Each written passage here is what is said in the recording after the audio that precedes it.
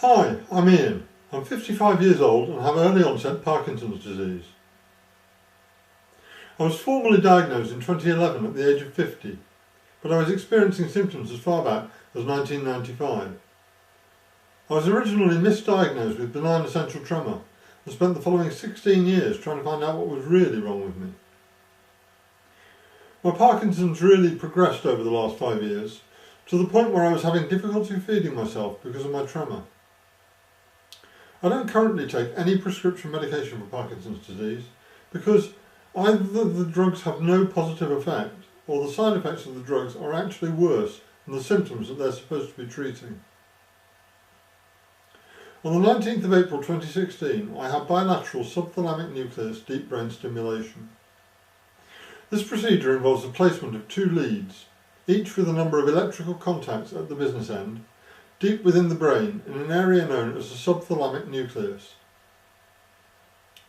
These leads are then connected via wires that run across my head and down my neck to a neurostimulator which is implanted in my chest. The neurostimulator is then programmed to deliver a small current to the brain to block signals from misbehaving neurons which are causing my symptoms. This is my therapy controller. It's like a remote control for my neurostimulator which allows me to vary the voltage delivered to each of the leads in my brain within set parameters, or turn the device on and off. First, I have to pair the controller with the neurostimulator, like this. You can see that my neurostimulator is switched on, that the state of the battery is OK, that the device is set to use Group A settings, and that it is currently delivering 2.2 volts to my left side and 2.3 volts to my right side. I'll now turn the neurostimulator off by pressing this grey button, like so.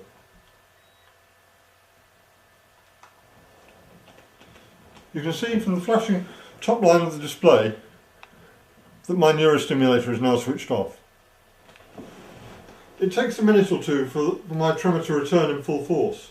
It doesn't come back as instantly as other videos I've seen on YouTube. You can see that I have significant tremor in my right arm and both legs, mild tremor in my left arm. I also have some dystonia in my right foot, which is causing my toes to curl under my foot. This is very uncomfortable, and you can imagine how that would affect my walking and balance. I'm now going to perform some of the tests that neurologists have us perform when they assess tremor.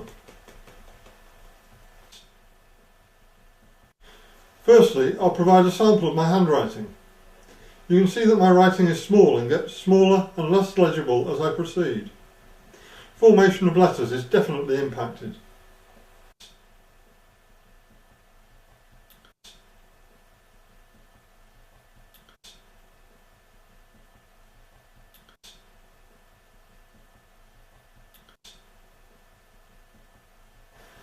Next, I'll attempt to sign my name. My signature is a scrawl in any case, as you'll see later, but this is just a mess. Now I'll attempt to draw a freehand spiral without supporting my wrist or my arm on the table.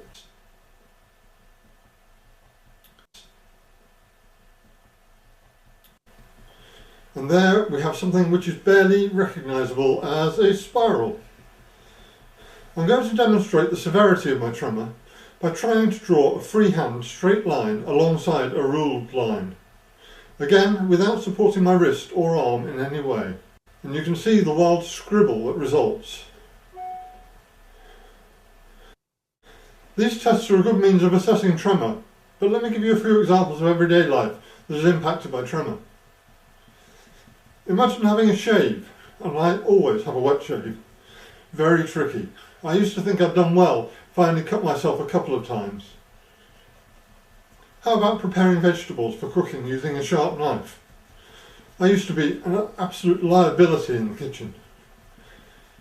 Or carrying a couple of pints of beer from the bar with everybody watching you. Not nice. Okay, enough with the shaking. I'm going to switch my device back on again now. First I have to pair the controller with the neurostimulator again.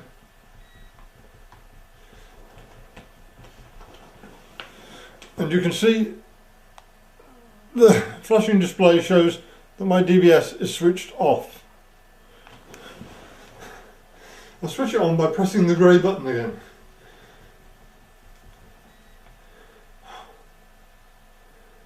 And now you can see that the top line of my display shows that my DBS is switched on. Oh, I can feel the power come back on as a rush of electricity throughout my body, and immediately my tremor is back under control. So now I'm going to repeat the task that I performed with the system switched off, so that you can appreciate what my DBS does for me. I write the same sentence, not taking particular care, and it's certainly not my best handwriting, but it is larger and infinitely more legible.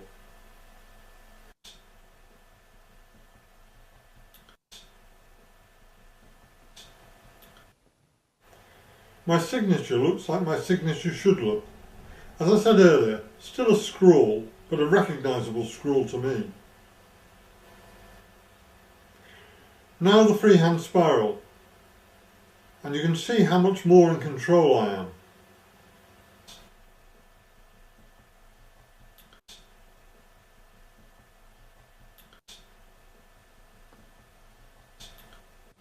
And finally, I'll draw a straight line next to a ruled line. Just look at that. Incredible.